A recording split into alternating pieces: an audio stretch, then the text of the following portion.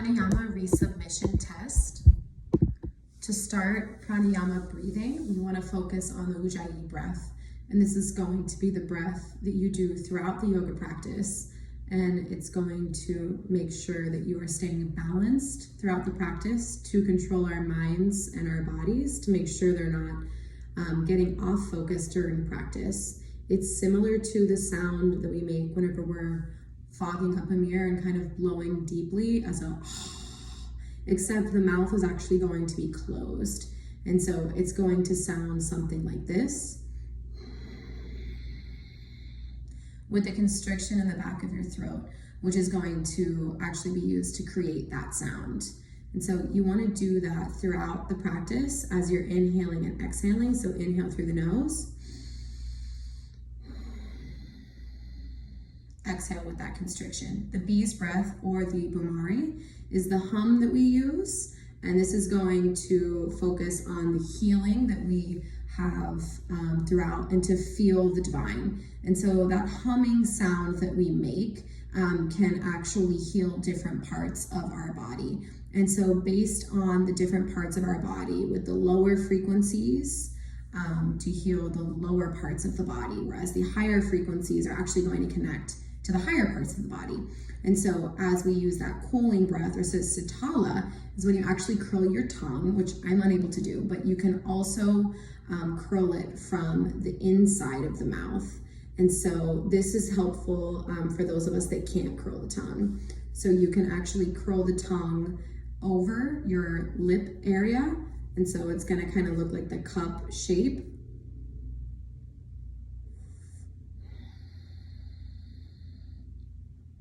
The skull shining breath, or the Kapalabhati, is actually going to be the way of shining through the skull. And so this is going to connect us deeply with cleansing our third eye, and also creating that halo around our head, that sensation of protection.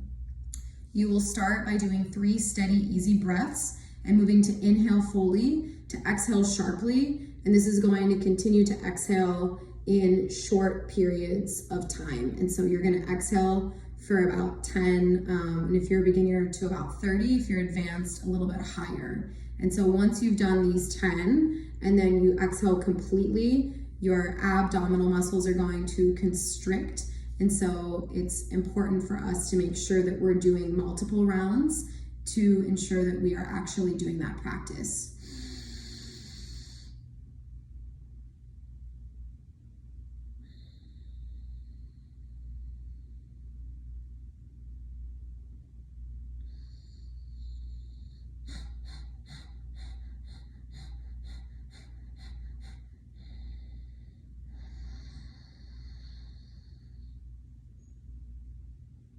And so as you saw, just like that, kind of that constriction. And so you're gonna do 2 to 3 rounds of that.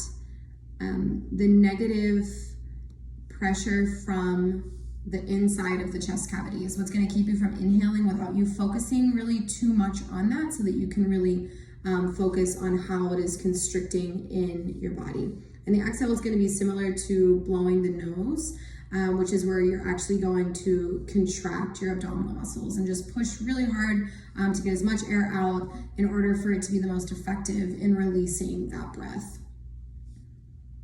The next breath is the alternate nostril breath, the Nadi Shadana. And this is going to require you to make sure that you're actually creating a certain hand. You want to actually drop the pointer finger and the center finger, which at first might feel a little awkward. And you're gonna be using the thumb and this finger.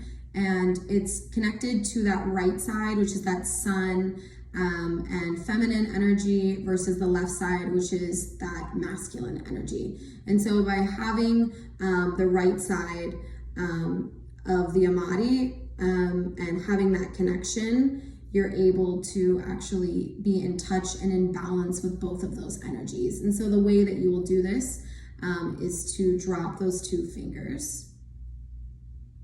And you're going to be releasing in between the 2 nostrils. So you're gonna tuck them just like this. Just like this. Again, it might feel a little awkward at first in order for you to have that sensation. So you're gonna be switching between And cross over. And exhale through that right nostril. And inhale through the right. And switch. And exhale through that left nostril.